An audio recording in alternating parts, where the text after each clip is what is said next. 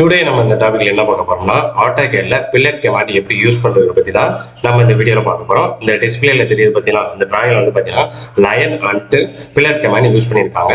அப்போ அந்த லயன் வந்து டிரா பண்ணி அதுக்கப்புறம் எப்படி கன்வெர்ட் பண்றதை பத்தி தான் பார்க்க போறோம். லயனுங்கிற வந்து பார்த்தீங்கன்னா டிராயிங் கமாண்ட், அதே மாதிரி பில்லட்டுங்கிற வந்து பார்த்தீங்கன்னா மாடிஃபை கமாண்ட். இப்போ வந்து நான் வந்து இந்த டிராயிங்கை டிரா பண்ண போறேன். இதுக்கு வந்து லயன் கொடுக்குறேன், எல் கொடுத்து என்டர். ஸ்பெசிஃபை ஃபர்ஸ்ட் பாயிண்ட் கேட்கல கிளிக் ஆன் ஸ்கிரீன்ல வச்சு கிளிக் பண்ணிட்டு எவ்வளவு லென்த் நான் 100 கொடுக்குறேன், 100 கொடுத்து என்டர். அடுத்து வெர்டிகலா எவ்வளோன்னு கேட்கும், நெக்ஸ்ட் பாயிண்ட் கேட்கல 100 கொடுத்து என்டர்.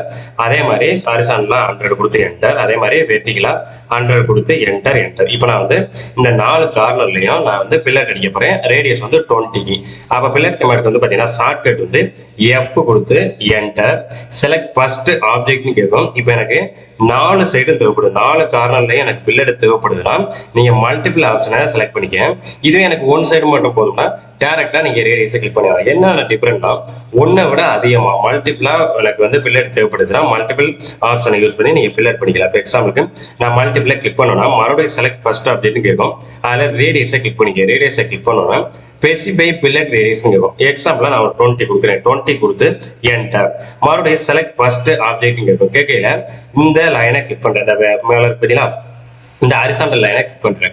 மறுபடியும் செலக்ட் சைடு ஆப்ஜெக்ட் கேட்கும். இந்த லைனை கிளிக் பண்றேன், வந்துருச்சுங்களா? இப்போ மறுபடியும் வேணும்னா நம்ம கண்டினியூ பண்ணிக்கலாம். செலக்ட் ஃபர்ஸ்ட் ஆப்ஜெக்ட் இருக்குதா, இந்த லைனையும் அதே மாதிரி இந்த வெர்டிகல் லைனையும் கிளிக் பண்ணிக்கலாம். அதே மாதிரி இந்த வெர்டிகல் லைனையும் இந்த ஹரிசாண்டல் லைனை கிளிக் பண்ணி போதும்னா என்ட்ரு கொடுத்துக்கலாம். வேணும்னா ஹரிசாண்டல் லைனை வெர்டிகல் லைனை கிளிக் பண்ணிட்டு என்டர் கொடுத்துக்கலாம். அவ்வளவுதான்.